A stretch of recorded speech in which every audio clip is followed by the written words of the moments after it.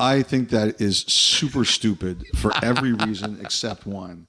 And that's a minute of my life I'm never going to get back, and I hate you for it. But the only reason I'll like it is, you know my theory, right? That the referees changed their call because you were doing this? I take no responsibility. If that happens, we're going to know it's true. Expect goalie talk and maybe some complaints. Welcome to 32 Thoughts, the podcast presented by the GMC Sierra, Merrick Friedman, and Dom Shermatti. Now, I got a few things I want to get off my chest. Now hold on. Before we get some things off your chest, and by the way... Oh, they're heavy, though. They're really weighing down on me, Elliotte. I need to I can imagine, myself. And I'm sure all the Carolina Hurricanes fans are really enjoying you killing them every time they go into an overtime. Just twice. By you saying, let's watch Aho Netchas now, and they lose it's just twice. Again, it's just Nashville, and Forsberg killed them, and then I want to talk about what happened on Sunday night in that overtime. Okay, but first of all, I just want to announce this is the first ever Merrick Friedman 32 Thoughts poker podcast. I am actually playing a game at my buddy's place tonight. It's one of our regular games. It's the first time I've ever left the game to do the podcast. And I have to say, I am in violation of poker etiquette. And this has to go pretty quick because I am up money. And anybody who plays cards knows that the worst thing you can do is leave the table when you're up money, because those other people there, they want their money back. And I want to give them the opportunity to win it back.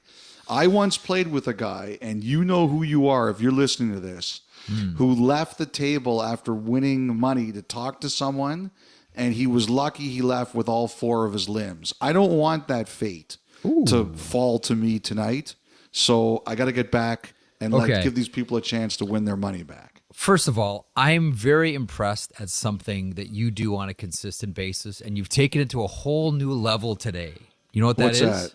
What's that? I'm always impressed at the new creative and inventive ways you find to ignore me on the podcast. And today, you're actually doing the podcast while you're playing poker. No, I left the table. I left the table. Sir. Oh, okay.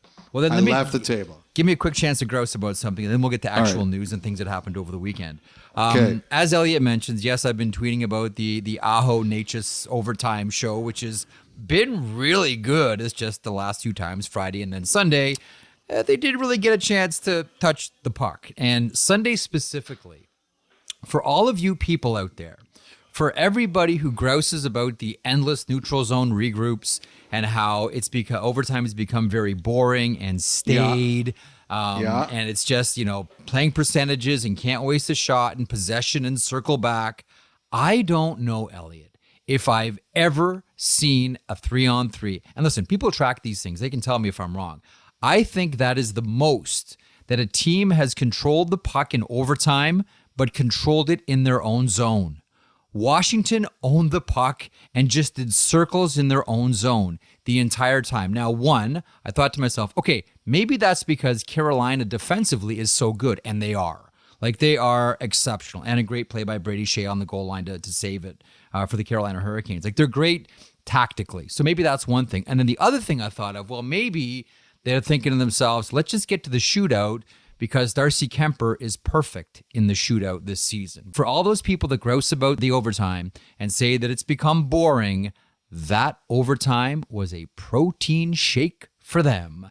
That's the one you put up there and say, this is why overtime needs to change, Elliotte. I have to say, I didn't think I'd see a worse overtime than the one on Saturday between Minnesota and Vancouver until I saw that one on Sunday. This was worse. It was almost as if Spencer Carberry, known as the carburetor in Hockey Night in Canada lore, said, you think that one stunk? Wait till you see what I got on tap for you tomorrow. Okay, Elliotte, speaking of the Carolina Hurricanes, as we're going to talk a lot about goaltenders on today's podcast, your thoughts on Antti Raanta. So he gets waived, he clears waivers, goes to AHL Chicago, the Wolves. Interesting story there. We've talked about that before. Just your thoughts on what's happened here with Raanta. Sebastian Aho talked about everybody on the team needing to take a deep look in the mirror after this player was waived. You can tell that, this one cuts deep with the Carolina Hurricanes. Your thoughts on this situation? Well, I wasn't surprised that Ronta wasn't claimed because he's a $1.5 million guy. And there's simply not a lot of teams that can fit that at what he's doing. I think if his numbers had been a little bit better or he had played a little bit better, what's interesting about this is how many people just reached out to say that they felt terrible for Ronta the person because they really like him personally. But the bottom line is, at the end of the day, Jeff, this is a results-oriented league, and he's a $1.5 million guy who's, unfortunately, this year, one of the worst statistical goaltenders in the NHL. So nobody was surprised he wasn't claimed. There was a report about Frederik Andersen potentially on Sunday, maybe getting closer to playing. I was just told to be careful with that one. It's just really uncertain. I don't think anybody really has a good idea what Anderson's status is going to be this year. And the Hurricanes have cast their lines in the NHL pond. They are asking around. They are looking around. They would do anything on any goalie if it made sense to them. So I think they're kind of just going through that process right now because there isn't a ton of clarity yet on Andersen. So what I think we've got here, Jeff, is a little bit of a goaltending roller coaster.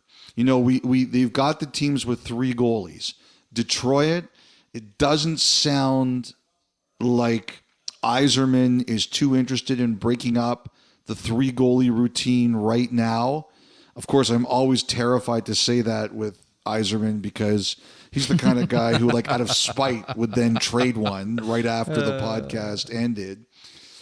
Buffalo's got 3 goalies up there right now, but the thing about Eric Comrie is, let's just say he was the guy you were going to move.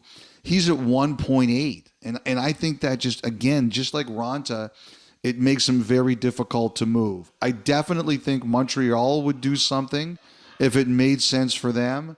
And I'll tell you, the other team is Columbus here. Now, I don't think they're going to do anything with Tarasov. He's just getting back, and they've got a lot invested in him. I mentioned Spencer Martin's name the other night. He doesn't make a ton of money, so he'd fit in some situations a little bit better. But to be honest, I wonder if the opportunity was right if the Blue Jackets were due Merzlikins. I had a couple people on Sunday say that they could see the possibility of that maybe both the Blue Jackets and Merzlikins feel it's time for him to try somewhere else. But again, in the middle of the season, that's not an easy number for a lot of teams to absorb. So there's a few things that might have to happen here. I definitely think the goalie carousel is going. I'd mentioned LA. They put Copley on LTIR. He's out for a while. He got hurt in practice the other day. They've got Riddick up. I think LA is looking for a 2-3. I don't think they're against letting Riddick go with them for a while. They do need another goalie to play American Hockey League in that kind of 2-3 area. I think if they make their big move for a goalie, Jeff, I think it'll be closer to the deadline, but I don't think they're in a rush to get a big name right now. But I do think the goalie carousel is running around a little bit. And the other team that's going to have to make a decision sometime down the road is going to be Toronto, although Martin Jones, we say in French, Martin Jones, looks like he has drunk from the fountain of youth. Yeah, he looked good on Saturday. Can I say something about that Pittsburgh-Toronto game on Saturday night? Sure. I got to say this. I remember Butch Carter, coach of the Raptors. They traded for Antonio Davis. His first game in Indiana, they got killed. And Butch Carter was furious. Furious. He said, this is a guy who's supposed to be popular in our dressing room. He goes back to Indiana for the first time ever, and we got our asses kicked. That should not happen to a player who's popular. Ron brought up a game he was at. Pat Burns, when he left Montreal to coach Toronto, The first game against Toronto in Montreal, the Maple Leafs won in a great game. And do you remember Burns doing the big fist pump behind the bench? Oh, Jeff? the pumpernickels were going. I remember that well. Oh, yeah. The pumpernickels were going. Look, I know Kyle Dubas is not a player, but the Penguins know how meaningful that game was for Dubas.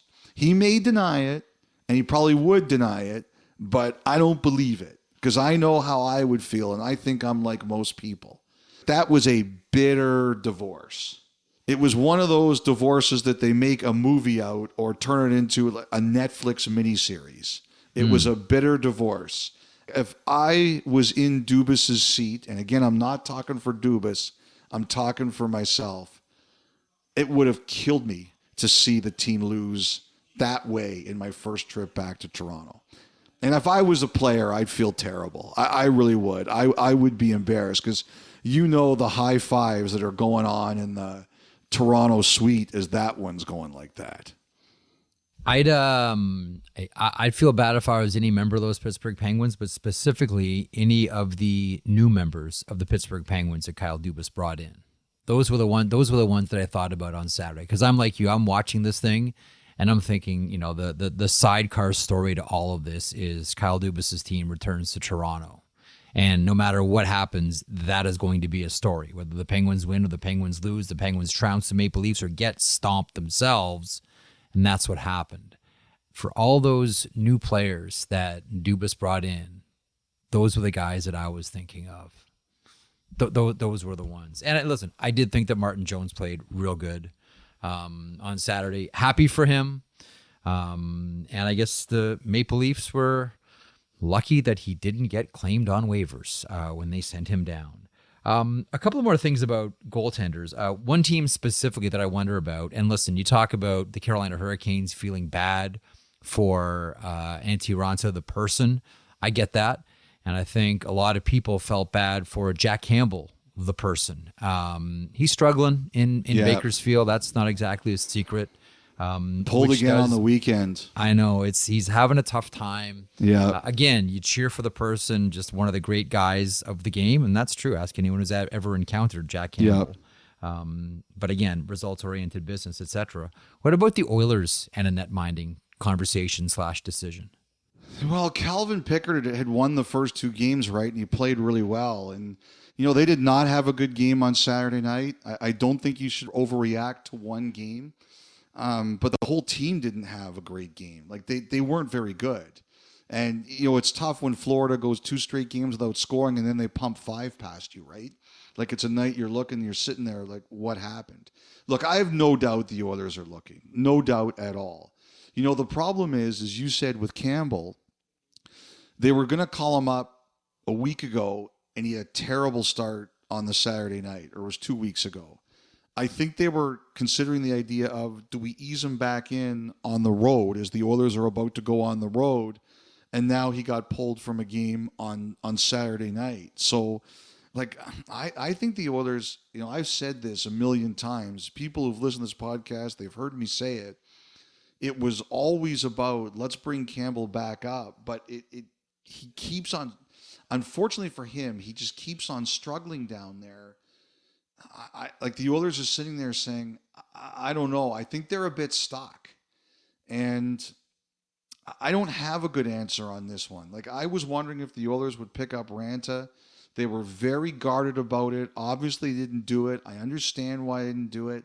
They have to be looking out there and seeing what are our other options. Like, the one thing that, you know, to his credit, Pickard did was he bought them time with a couple of good performances. True.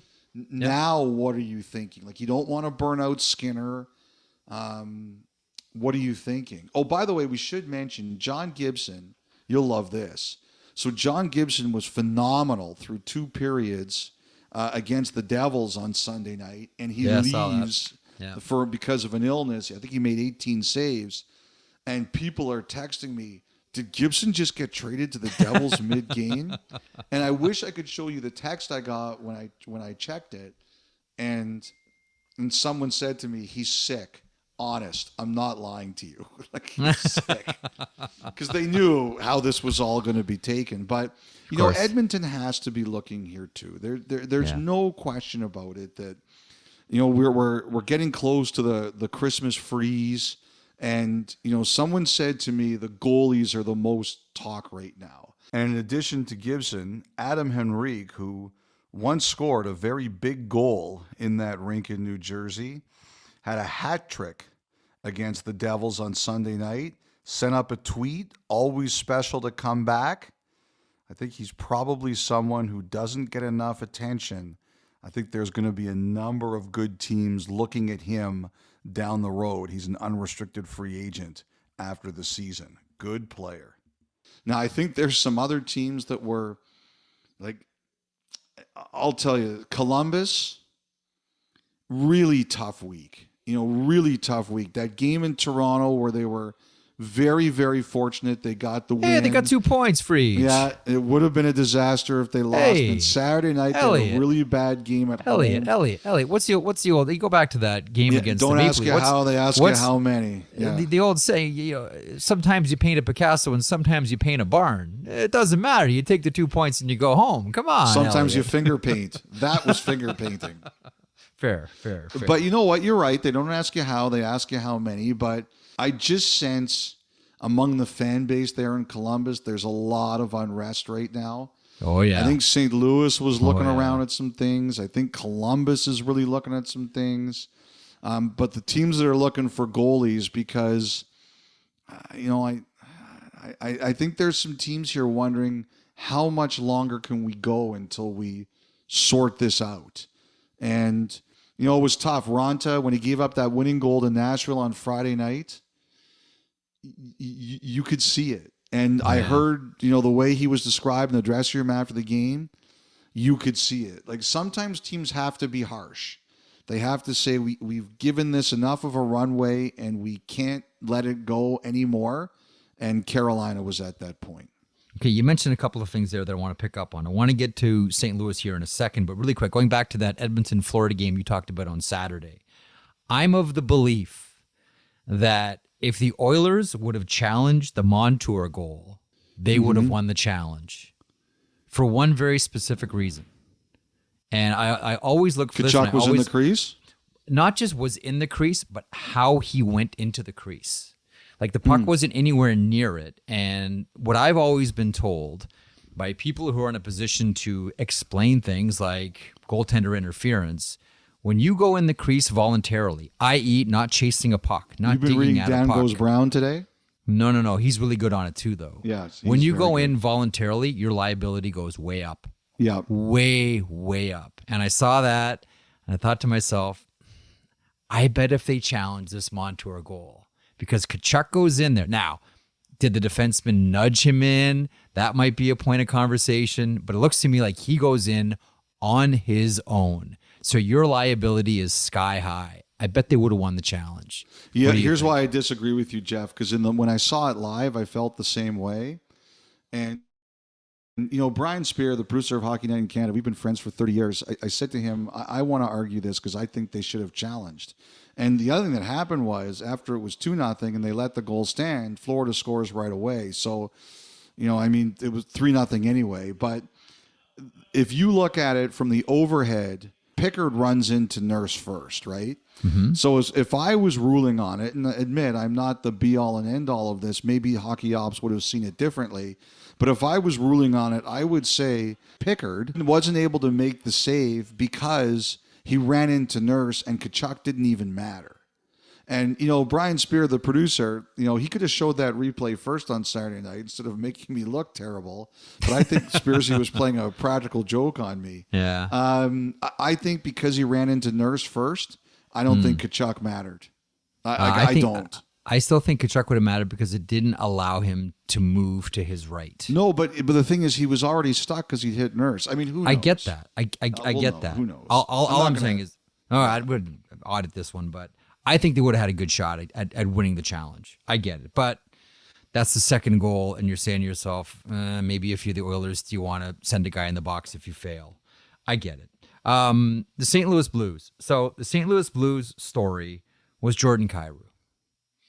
The St. Louis Blues story was Jordan Kyrou, and gets a goal. He's first star. The fans are cheering him. The fans are loving him again. And you know who I thought of?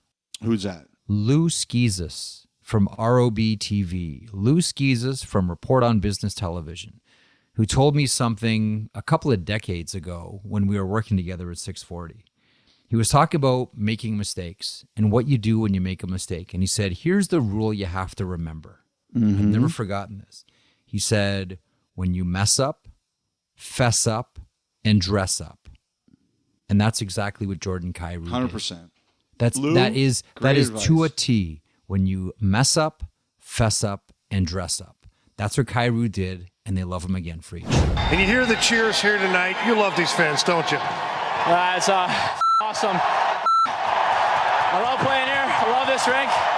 It was a great win by us tonight. You know what we said on Friday's podcast is everybody's going to move on because he handled it the right way. And then he played great the next game. And look where we are. Ovation. You're totally right. That's a lesson to everybody. Lose rules. By the way, notice St. Louis is getting the coach bounce 2-0. Oh yeah. Oh, I know. You know what? Every coach who's on a losing streak now is really concerned because teams are getting the coach bounce. St. Louis, Minnesota, Edmonton. If you're a coach on a team that's teetering here, you're probably watching your back and maybe turning your phone off more than you're used to. I'll say this also. St. Louis, they were really looking around. Now, I wonder if it dies down because you made the coaching change instead and they're starting to win some games. But St. Louis was really looking around. And the other team really looking around, Colorado. They made that Thomas Tatar trade. So, and everybody is saying, okay, what's the other shoe? And Yeah. I think they need to wait because they've got some cap issues and roster issues, but there isn't a contender in the league who isn't trying to figure out what the Avalanche are up to. I know some people suspect Lindholm, but they're not the only ones. But I know some people suspect that that's one of the guys that they're eyeing. So I'm glad you got us there because you mentioned this on Saturday too. I looked at the Thomas Tatar deal. He goes to Seattle. We know they need scoring, and he'll get more opportunity to play, obviously, in Seattle. And they have some injuries, and Burakovsky and Schwartz, etc. That should help, we hope, Ron Francis's team. But I kind of looked at that trade, and I heard you talk about it on Saturday, and I kind of thought to myself, okay, so that's Colorado establishing the jab, and then everyone's now waiting for the right to come. They're establishing the jab with the left, and then here comes the right. And I think, like you do. So you're saying the Avalanche aren't lefties? They're not southpaws. They're jabbing, setting up the big right. And I think we're all curious what that move is going to be because I have a hard time believing that management group is going to be quiet or sit on their hands. I think they do something. I don't know how big, but I think they do something significant to help their team for each. Yes, I agree with you on that. I think Lindholm is one of the guys they're looking at, but I'm sure there are others. Again, I don't know what's going to happen, how much is going to happen before the freeze. And like I said, Colorado's got some roster issues and some cap issues. They might have to wait, but they're lurking. There's no question that they are lurking out there. Someone just said to me, there's lines in the water. They're not sure how much is going to happen. Like for example, Toronto, they're really going now. They win 7-0 without Matthews. We all know about the injuries. They're 1 or 1A goalie, whatever you want to call him. He's out of the lineup right now. It's bought them time. I think Toronto is another team.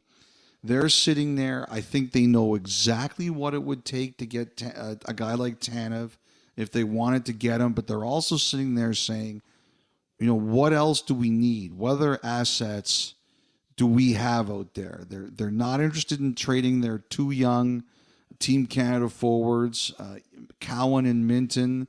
So if they want to do things, what other assets are they looking at out here? That's what I think is going on out there. Teams are kind of figuring out of all the things that we might need to do, and Toronto might be looking at multiple kind of things to kind of fix themselves up or strengthen themselves, what kinds of assets are we going to need? Okay. One more thing to finish up here before we get to the Montana's thought line coming up here in a moment. Again, more real good questions. I want to follow up on a couple of things you mentioned on Saturday's headlines. One, Olympic meeting on the horizon. And we have a new phrase in the hockey lexicon, Elliotte, rink shaming. So that's Wednesday, I believe, the meeting. It's the League, the Players Association, the IIHF, and the International Olympic Committee. And one of the things that I've kind of been told there is that, sometimes you wonder if someone is playing to an audience. Like, one of the things I've said about Bettman before is when he talks to us, he's not talking to us. He's talking to someone else. And occasionally he wants to put a message out there that he wants someone to hear. And with a little bit of time, I kind of realized, like, when the governors walked out of that meeting on that Tuesday in Seattle, one of them was laughing with me about the arena in Milan. He's like, have you heard they haven't started building it yet? And he was laughing. And I said, are you serious? Like, could the Olympics blow up over this? And he said to me, no, like, Gary knows the players want to go, and Gary knows the fans want to go, and we kind of have to go. He said, we think we're going, and we've been told prepare to go. But he was laughing about the arena. So I think Bettman, just decided he was going to see what hornet's nest he could kick up. And, when I was talking to some people on Saturday, they said to me that there were people that were embarrassed by that. Like, the people that matter, they didn't like the fact that was a story. And as I wrote last week in my notes, there's also a story about the sledding events, like the skeleton, the bobsled, the luge, and about how countries like Switzerland and Austria and Germany and the U.S. were asked, could you hold it if we need to do it? Like, I think they find all this embarrassing. And someone said to me, don't be surprised if that bobsled story got out because of what Bettman did. Because it's simply like, this is embarrassing and we can't have this. So I think at the very least, if they're not going to play the hockey in Milan, they're going to play it in Turin, where we were there in 2006. I believe Switzerland was also brought up as a possible site, but they're going to, it'll be Turin if not Milan. But I got to tell you, like, that sent some shockwaves through. I heard the International Olympic Committee. They did not like both that story and the slotting story coming out because it doesn't make them look good. It makes them look disorganized. What was that establishment you had all your post-game wrap-ups with Ron? I couldn't remember. Kelly said he was yelling it at the TV. Camillo's. So that was, and you couldn't hear it? I couldn't. No, Kelly's got a good baritone. But so that story was, we would always go there, and after all of our hockey in Italy, we would go to Camillo's, and they had beautiful, fresh Italian pizza, freshly made there, and they had 2-liter beer steins. Oh my! And when I left the Olympics, I had no idea how I'd gained so much weight at the Olympics. It just was a mystery to me. But those were great nights. And when Canada lost to Russia in the quarterfinals, 2-0, I remember that the Team Canada Brain Trust showed up at Camillo's to drown their sorrows, and it was quite a night. It was those were great nights at that place with our crew. So we've heard about the Frosh 15. There's also an Olympic 15 that goes along with it, or do we aim higher? It was like an Olympic Olympics? 40. I'm embarrassed to say. Okay. Before we wrap and get to the Montana's thought line, anything else we should go over? Well, Shane Pinto had an Instagram exchange with Thomas Chabot on Sunday night, and I went to our Ottawa expert, Kyle Bukauskas, and Kyle told me that was the Ottawa Christmas Market in Lansdowne, where I believe Kyle has shoplifted from before. But and he said that that's where Chabot is. So last week we talked about how Pinto was going back there. I'm guessing that Shane Pinto is back there. Can't play until January 21st. I have to tell you, I was watching that game. I really think in Ottawa, Mike Andlauer and Steve Staios and now, Ryan Bonus is a very big part of that hockey decision-making process now. You know what it's like? There's that cartoon out there where a whole crowd of 1,000 people is coming at one guy and one guy is saying, I'm right and you're all wrong. Mm-hmm. That's what those three are like right now. They are really, really trying to hold things off. They have told people we are trying to get to know everyone and everything about this organization before we make any decisions. It's tough. They are really, really trying not to make a coaching change before they are ready to do anything. It's got to be tough for them right now. For sure. They've got a vision, Jeff, of how they want to do this, but it's just not going very well. It really isn't. Want to give a plug to a friend of ours as well. You mentioned Kyle Bukowskis. He will be on with Alexis Downey, the great Alexis Downey, on Duckstream coming up this week. Oh, yeah. Do they want to have a really not viewed highly episode? Kyle was charming, as I understand it, and was excellent. And you know what, Jeff? Finally, I'd like to recognize the Winnipeg Jets as well. That was a butt kicking of the Avalanche. That really on was. Saturday night. What a week for them. That big money on the board victory over LA. Like we talked about Pittsburgh losing to Toronto. That was a Gabe Vilardi game. That was a Gabe Vilardi game, man. That was awesome. But still, they were down. They were losing to a really, really good team. And they came back. They know that's a money on the board game. That is a meaningful game. That's the opposite of what happened with Pittsburgh. And then they beat the Avalanche really badly. They're on a really, really nice run right now. And, I'm really curious to see what Cheveldayoff and the Jets do here. A lot of Cheveldayoff's moves are really paying off right now. But when you look at the Jets in their past, whenever they've been close, they've added, and they've got some time here to figure this out. I'm really curious to see what the Jets are going to think they're going to add or going to need if we get to that point. Because they look really good right now, but every good team always says, how can we make ourselves better? Interesting times, and yes, congrats to the Winnipeg Jets without their lead sniper as well. All of this we should mention, Kyle Connor. Yes. So this is even doubly impressive. Well done, Team Manitoba. On that, we'll hit a break. Montana's Thought Line coming up next.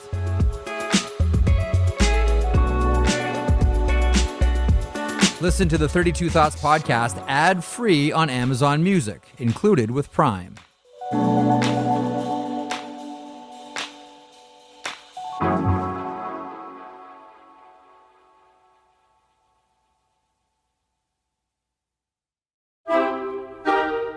Time now for the Montana's Thought Line. Montana's Barbecue and Bar, Canada's home for barbecue. The I Didn't Do It kid now says, Try the ribs.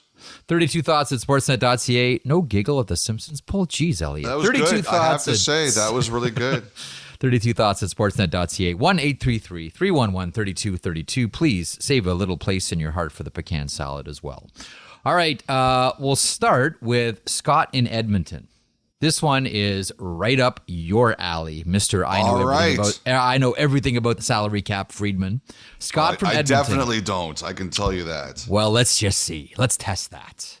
Let's stretch your brain here. Hi, Elliotte, Jeff, and New Dom. The past couple of episodes, there have been a couple of rabbit holes you guys have gone down, much to Elliotte's chagrin. That's true. And I figured I would try a pile-on. Is there a cap on how many times a player could have his salary retained in a trade? Yes. For example, could a team trade for a player in a 4-team trade that would require each team to take half? By my math, that would equate to getting a player at 12.5% of their cap hit, or could it be taken a step further and have it run through 5 different teams? Love the pod. Great job by all. Scott in Edmonton. That's a great question, Scott. The answer is yes, it's 2. So your contract can be up to 50% retained twice. So if you'll remember, for example, last year's deal between Ryan O'Reilly, Toronto, and St. Louis, initially O'Reilly was traded to Minnesota, and then he was traded to Toronto. So one team can retain 50%, the original team, and another team can retain up to 50% more. So in theory, Toronto or any other club could acquire such a player at 25%. So the answer is yes, it's 2. Good question. All right. From an email, we go to a voicemail. And this one has a historical slant. Kevin in St. Louis. Hey, Jeff, Elliotte, Dom. Love the pod. Kevin from St. Louis here. As I was watching the game on Tuesday, Blues and Red Wings, Kevin Hayes scored 2 goals in about 30, 40 seconds, something like that. And after the second goal, I saw him return back to the bench, and I thought, kind of wish he would have stayed out there on that same shift go for his hat trick. So my question is, I wonder, has anyone ever scored a hat trick on the same shift without leaving the ice? Thanks, guys. Love the pod. Good job, Jeff. Good job, Elliotte. Good job, Dom. Have a good one. A little too polite towards us, I think. No, I was expecting a shot there. I'm disappointed in you, Kevin. Well, Kevin, I would say this, that, and by the way, speaking of Kevin's, I remind me to tell you a story about Bieksa. Uh-oh. The answer is yes, and it's the most famous hat trick, or at least one of the most famous hat tricks in hockey history, because someone might come up, some nerd like you might come up with another answer. Yeah. But Bill Mosienko holds the record for the fastest hat trick in NHL history. It was 3 goals in 21 seconds, and that was in 1952. And while I have to say I have not looked at the footage from that game, I'm going to be assuming that he did not leave the ice in any of that time. Let me push that one step further. You're right. Bill Mosienko did not leave the ice, and further, he almost scored a 4th. After he scored the 3rd goal on the next rush, he fired one and it just went wide. He could have had another goal on that same shift. The other one that I'd like to draw attention to is 1955 Jean Beliveau, who scored 3 power play goals against the Boston Bruins in 1944. And because of that, well, not just that scenario, but because of the Montreal Canadiens and how they used to fill the net on power plays, you know what the NHL did the next season? That was when they cut the power plays after after you scored? That became a rule change, sir. So for the 56-57 season, once you scored a goal, the penalty was over. Derek King. Do you know what other record was set on Mosienko's goals? Oh, there was another record set?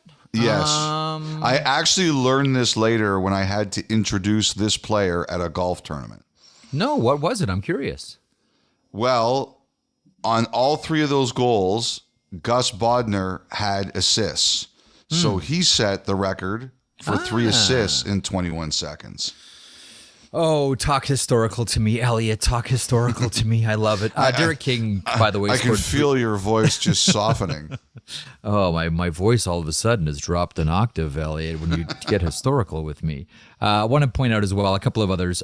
Derek King, 1991 against the Pittsburgh Penguins, 3 goals in 1 minute, 18 seconds. Braden Point in 2018, 3 goals, all power play, much like Beliveau, in 1 minute, 31 seconds. That again against the Pittsburgh Penguins. Okay, here's a neat one. John in Toronto. Oh, by the way, before you get to John, speaking of Kevin, yes, we recorded one of our greatest victories last podcast. We did? Kevin said he was driving to hockey one morning, listening to our podcast, and he almost spit out his coffee and drove off the road when he heard our description of him and his socks. He said we grossly misinterpreted the story and made him sound worse than it actually was. Made my night. I had a lot of comments about that one, as I'm sure you did too. And someone from the league said, in a hockey room, that's fine. Anywhere else, offside. So there you go. John in Toronto. Hey guys, John in Toronto here. Make sure you try the AAA sirloin from Montana's next time you're there. I have a question about NHL lockers/stalls in the locker room and who sits where. Take the Maple Leafs, for example. Obviously, the players like Matthews, Marner, everyone who's a regular will have their own locker. But what about the fringe guys who go up and down between the minors throughout the year? For instance, Bobby McMahon has been called up and sent down multiple times with different players in his place each time. Would he keep the same locker in the room each time he's called up, or would he have to find a new one if a different player took his? Given the superstitious value players place on things like this, wouldn't that lead to tension? As always, great job, Jeff. Acceptable job, Elliotte. P.S. Sending support from the best university in Ontario, U of T. Oh, not even a chance. I think two things we can align on is our mutual disgust of any other university other than ours. So no way. Every time I drive by U of T, it's like driving by a bunch of zombies walking around. I've never seen a school with less school spirit than U of T. You know what, though? There is one U of T building. I think it might still be a U of T building at 1 Spadina Crescent, which holds the largest collection of human eyeballs. Really? At 1 Spadina Crescent. I'm serious, Fade. You've seen the building numerous times, and every time I drive by it, I always remind myself the largest collection of human eyeballs exists in that building. Yeah, you got me on that one. I didn't know that. Okay. That's what I got for you today. That's what I'm bringing to the podcast. Sorry, what was the question? I don't even remember the question. No, you're thinking about eyeballs. I am. I'm completely lost. Basically, when you're a player who's up and down, you take what's available. Now, I will say this. I remember, and I want to say it was the Sanders, but I could be wrong about that. I believe one of the equipment managers of the Sanders told me once that you do try to keep, when a player comes up and down, the same locker for them. Therefore, there's a sense of familiarity, a sense of belonging. It was a team building thing they tried, which I really liked. I remember someone told me that story once, but it's not always possible. So you're at the mercy of kind of who's there and who's taken what, but that team at least did try to keep it the same. My favorite stall story was the Bruins under Zdeno Chara. When they came to Toronto, because Toronto has 2 goalie stalls in the visitors' room, which are bigger for obvious reasons. But when Boston came to town, the starting goaltender got one of those stalls, and Chara got the other one. So whoever was going to be the backup had to dress in a regular stall, and did it without complaint. Okay, one more, Elliotte, and we're going to go historical with this one. So stop thinking about eyeballs. Start thinking about history and start thinking about goaltenders. Dan in Rochester, New York. Jeff and Elliotte and Dom, greetings from Rochester, New York. Go Amherks. Is that you guys? I'm looking out across the lake, and I think I can see the outline of a podcast being recorded. Interesting. A bit cloudy today. Please let me know. With Tristan Jarry's recent goal in mind, I'm curious if any goalie has ever scored a game-winning goal. I figure usually goalies are taking cracks at the empty net when they've got a 2-goal lead advantage, and a potential icing penalty isn't going to hurt their team's chances to win as much, so it must be rare if it's ever happened at all. Please have Jeff read my question so I sound smart. Dude, I've been mangling my tongue lately. It's not going to make you sound any smarter. Ribs, pecans, good job to all of Canada. Oh, wow. Take a bow, Canada, according to Dan from Rochester. The answer is yes. There is one goaltender in the NHL who has scored a game-winning goal. Elliotte, do you know who it is? I'm going to say...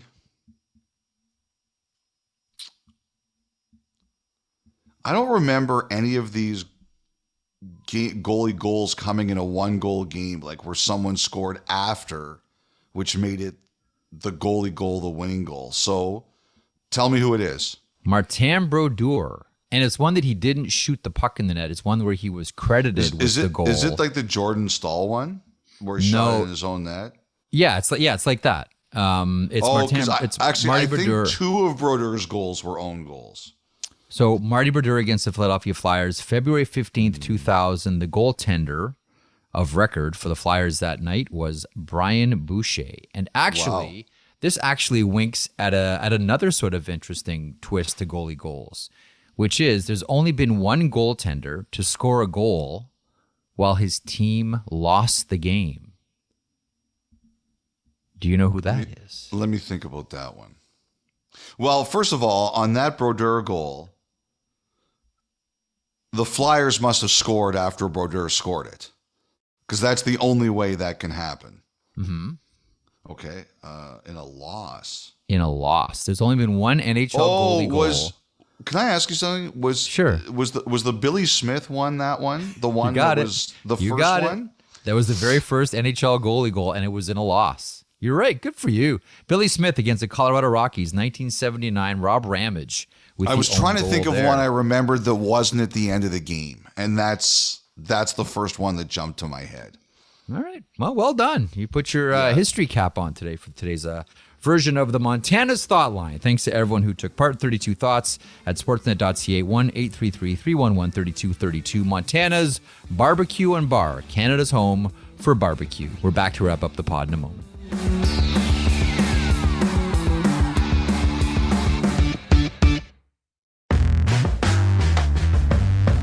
Okay, Elliotte, a couple of things to wrap up the podcast here as we look forward to another week of hockey. A couple of big hits from behind this weekend.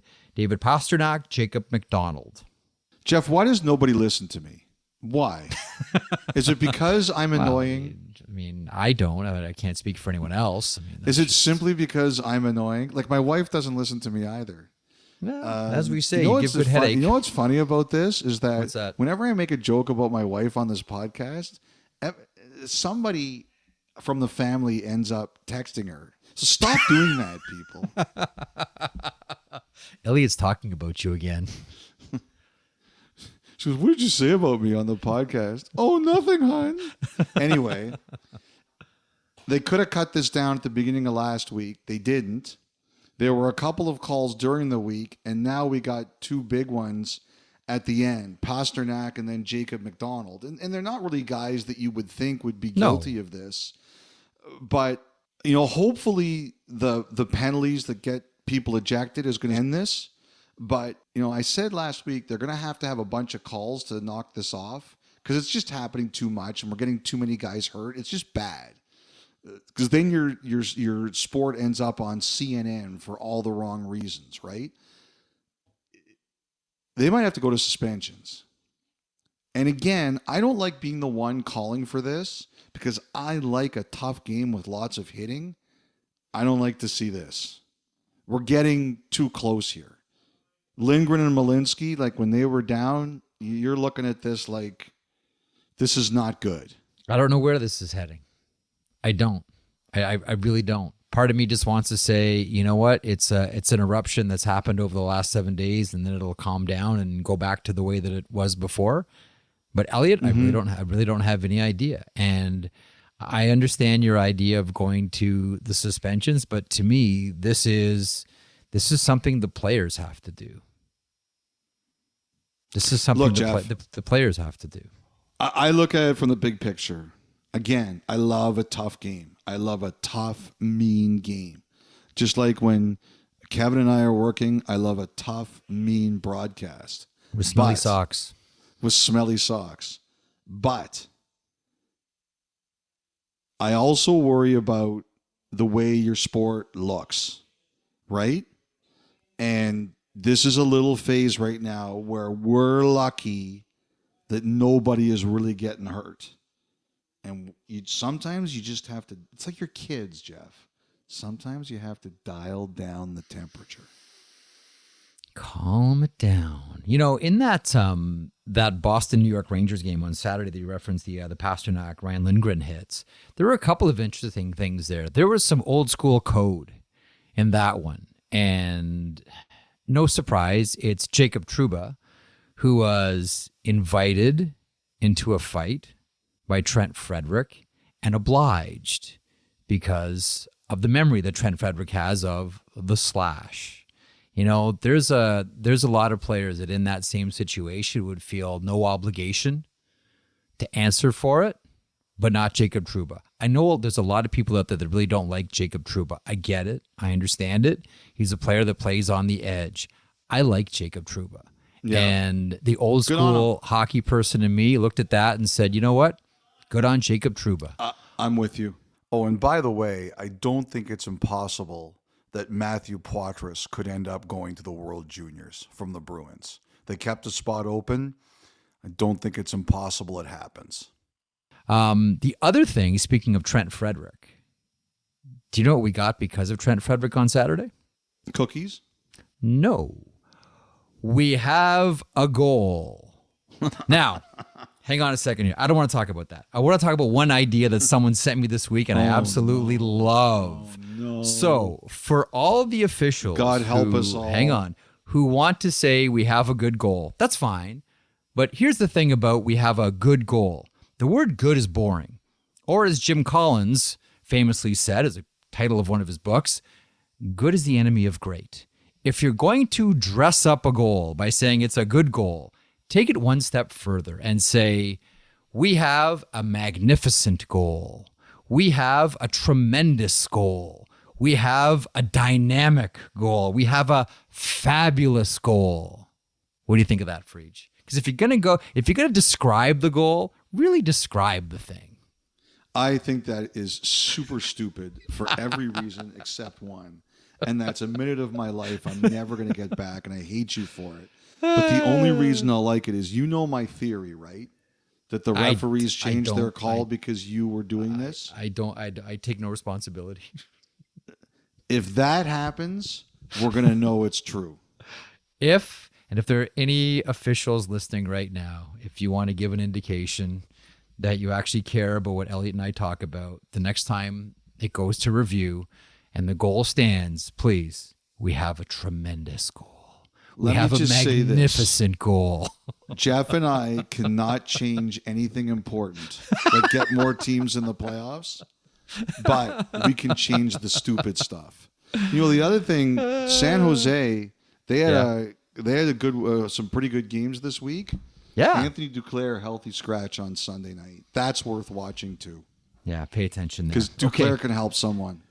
Any team that needs speed on the wings. That's a lot of them, if not all of them. And with that, we'll wrap up. Thanks for lending us your ears. As the Beatles once said, we'll be back on Friday morning again. Enjoy the next few days of hockey action. 3 of a kind beats 2 pair. Back to your table. Flush beats a straight. Get your cigar. Royal flush beats 4 of a kind. Go play poker, Freaks. Be a good boy.